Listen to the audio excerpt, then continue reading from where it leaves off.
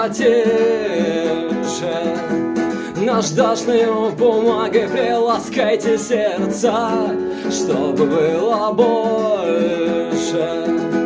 Ежовой рукавицей проповедуйте любовь, закрыв лицо ладошкой, притворившись безымянным, позабыв вчера и завтра терпеливо постигать веселую науку дорогого бытия.